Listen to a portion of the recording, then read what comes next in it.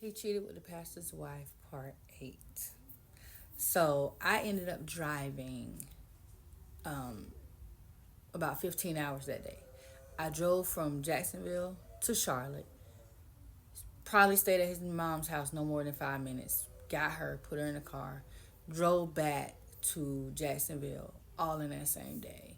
And so, yeah, that was interesting. Now, like I said, we co-parent good. We don't have any issues.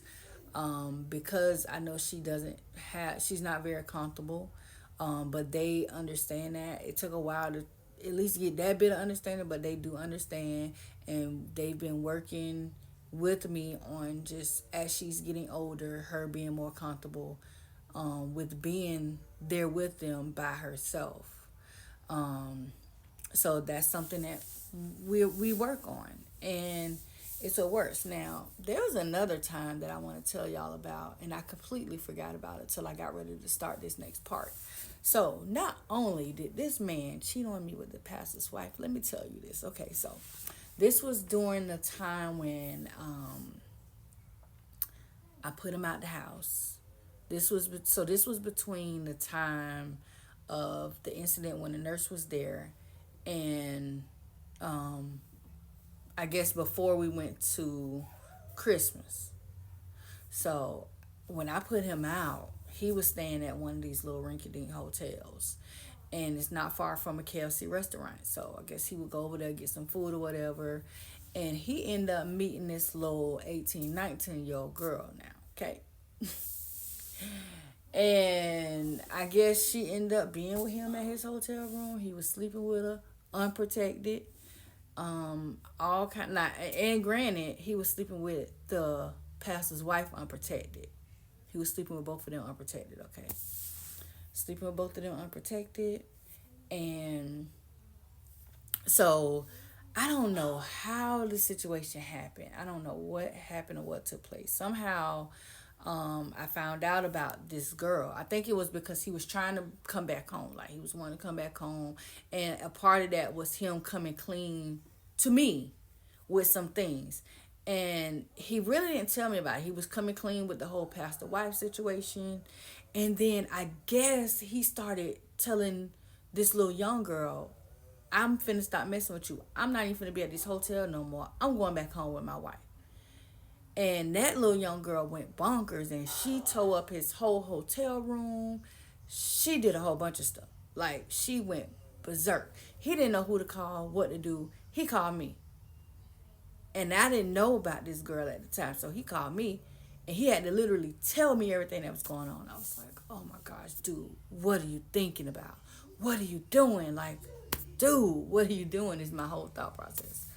So I end up talking to the girl and she had this, of course she young, 18, 19 years old. She got a whole attitude going on and all this. And I'm like, listen, girl, yeah, your fight ain't with me.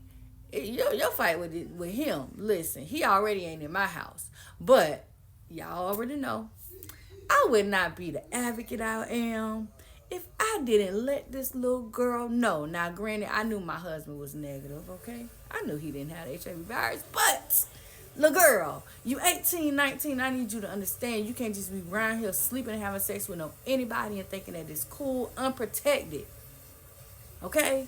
Because what if for some reason my husband did have contract the virus from me and maybe he just didn't know it at that point and now you have unprotected sex and you possibly being exposed. So I didn't. That wasn't the case. However, I had to just let this girl know because I know he ain't saying nothing about it. So I let her listen. I said, did he ever tell you anything about his wife? She was like, no. I said, well, so he didn't tell you I was HIV positive? And that girl bawled out, screaming, crying, what you mean? I say, listen, calm down. He's negative. But you still need to stop sleeping with people unprotected. You need to go and get tested. And, I gave her that whole spiel. In the end, I became, yes, ma'am. Yes, ma'am. It was a whole yes, ma'am situation. And it ended up going down to, um, Lord, I don't know. All I know is, at this point, I've divorced him. Um, all right, so um, like literally, he wasn't having he wasn't having protected sex with the pastor wife or this little young girl, and he and I had already divorced. When I get a phone call from him, basically saying that he went to the doctor and he had all his little checkups and different things done. Now, me, y'all know, I always go to the doctor, so I always know what's going on in my body. Again, only STD I have is HIV. Nothing, no chlamydia, no herpes, no gonorrhea, no syphilis, no none of that. Okay? None of that. Um, and so I guess he opted for them to send his little card or whatever. You know how sometimes they'll send your card to your home. Well, they sent him his little card, and on his little card it said that um there was an STD that he had, and it wasn't HIV. It was something different. Um, and yeah, that's something he had to deal with, and he don't know if it was the pastor wife or the young girl who gave it to him. My guess is the little young girl, but I don't know. Um, Honestly, I'm just thinking the young girl only for the simple fact that I know that he and I did have sexual things after he had come back home and me finding out about the pastor wife. However, um, I didn't have sex with him at no point when he was dealing with that little young girl. So that had to be where it come from. Who knows?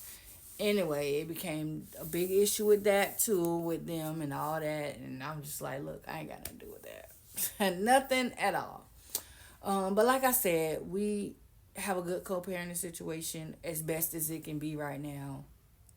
And that's that. But yeah, I just want to share that little story time with you guys because a lot of people keep asking me, girl, what happened with the second marriage? Why you ain't still married? I thought you got married. And this and this and this. Yeah, so I'm going to leave y'all with this. Listen, everything that seems good and that comes into your life is not always good. I'm going to be honest. That second marriage, it broke me it broke me religiously, not spiritually, because I've always remained a very spiritual person. But religiously, it broke me to the point that I have a fear of trusting my what I don't even know what to call it. Like I have a fear of trusting that little voice in my head that says, you know what? This might be someone that's for you. Like my discernment is there, but my discernment is almost like slightly like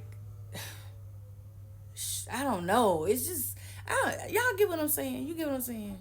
Cause it's just like man, like you want to feel like somebody's coming into your life with good intentions, but then I thought this person was coming in my life to really change my life. Like, yeah, you changed my life. Like, you not only was I already a person who was an HIV and AIDS advocate, but now you just threw a whole domestic violence situation in my life. I have another child in the picture. Like, there was so much stuff that was going on. Because honestly, when he and I, before I met him, I was done having kids. I wasn't going to have any more kids. Because again, I had these two kids with disabilities and I compromised because he didn't have any kids and he wanted to be with me. Um, you know, and a lot of stuff actually got revealed during the divorce. I mean, he kind of really made it known like he thought that I had some money for my first book. Okay, y'all know I didn't push my first book like that. He thought I had got some money because when the divorce happened, first thing his lawyer said, "Well, what about your book money?" The what? Like it was crazy, y'all. I guess he thought I was Janet Jackson. And why did I get married, child?